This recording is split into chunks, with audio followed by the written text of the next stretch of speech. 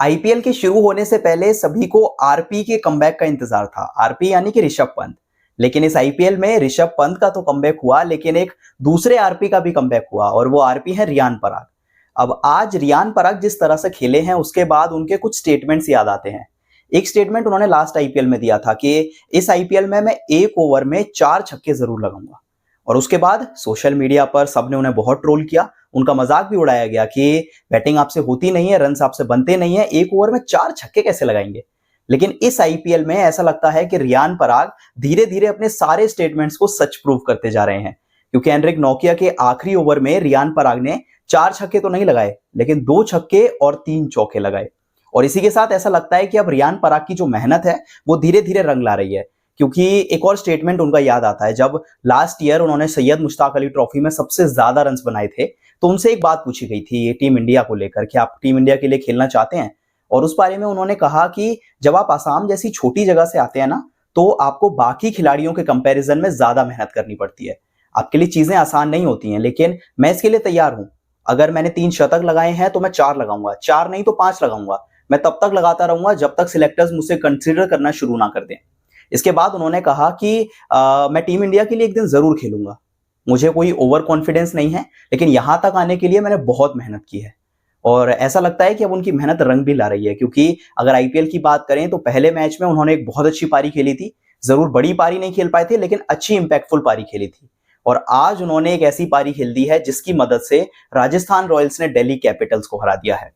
Almost उन्होंने वो 80-85 run बनाए, जिसकी मदद से राजस्थान की टीम 180 तक पहुंच पाई।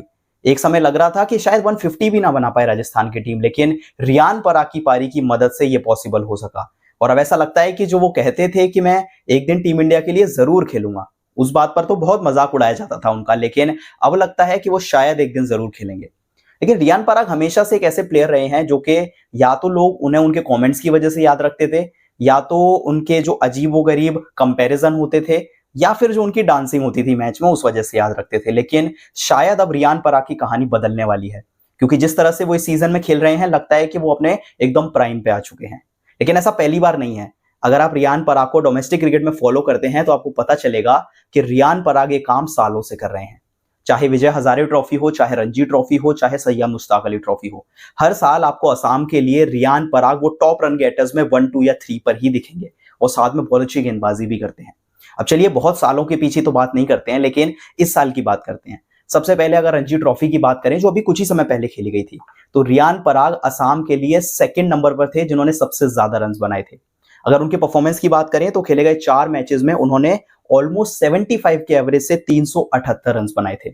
सोचिए उनकी टीम में कई प्लेयर्स थे जिन्होंने 7 या 8 मैचेस खेले थे, लेकिन सिर्फ 5 मैचेस खेलकर रियान पराग उस लिस्ट में दूसरे नंबर पर आ गए। अब आप कहेंगे कि रणजी ट्रॉफी तो टेस्ट क्रिकेट है, उसे छोड़ दीजिए। सैयद मुश्ताक अली ट्रॉफी की बात करते हैं जो कि T20 फॉर्मेट में खेली जाती है। इस बार रियान पराग सिर्फ असम के लिए नहीं बल्कि पूरे टूर्नामेंट के हाईएस्ट रन स्कोरर थे। इस टूर्नामेंट में उनकी अगर परफॉर्मेंस की बात करें तो खेले गए 10 मैचेस में उन्होंने 510 रन बनाए और उनका जो एवरेज था वो 85 का था। और उनके इकलौते परफॉर्मेंस के बेसिस पर असम की टीम ने सेमीफाइनल खेला था। सिर्फ उनकी वजह से पूरी टीम एक तरफ थी और रियान पराग एक तरफ थे। और अब ये कहना गलत नहीं होगा कि राजस्थान रॉयल जो कि सालों से उन पर भरोसा जताती हुई है, ये फाइनली अब वो पेड ऑफ हो रहा है। क्योंकि हमेशा फैंस ये बात पूछते थे कि ऐसा क्या है रियान पराग में, ऐसा क्यों है कि उनको आप हर साल खिलाते हैं, उनको टीम से बाहर ही नहीं करते। लेकिन अब रियान पराग के फैंस को, या कहें कि फैंस को, ये बात पता चल गई होगी कि क्यों रियान पराग पे भरोसा जताया जाता था।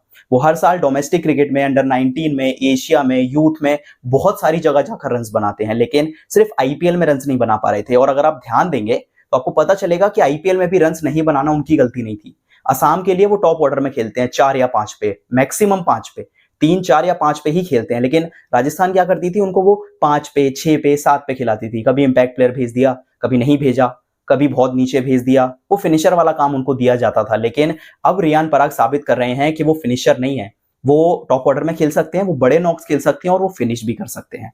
इस साल राजस्थान रॉयल्स ने शुरुआत से ही उन्हें 4 नंबर पे खिलाया है, और उन्होंने ये बात धीरे धीरे अब साबित कर दी है कि 4 नंबर ही उनकी सबसे अच्छी पोजीशन है।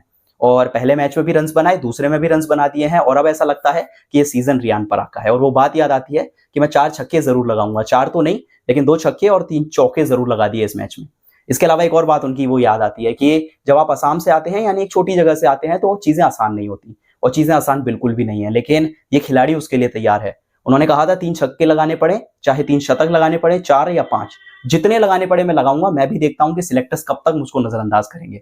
और अब ऐसा लगता है कि जो एटीट्यूड है वो फाइनली काम आ रहा है, क्योंकि अब फैंस उस रियान पराग को याद नहीं रखेंगे जो कि अजीबोगरीब कमेंट्स करते थे, जो कि वो डांसिंग के लिए फेमस थे। अब वो रियान पराग याद रखे जाएंगे जो कि राजस्थान रॉयल्स को ये मैचेस जिता रहे हैं, जो राजस्थान रॉयल्स के लिए रन्स बना रहे हैं। अब ये रियान पराग 2.0 पर आपकी क्या राय है? ये रिडेम्पशन की स्टोरी आपको कैसी लग रही है? कमेंट करके जरूर बताएं। अगर वीडियो पसंद आई हो तो चैनल को सब्सक्राइब जरूर करना।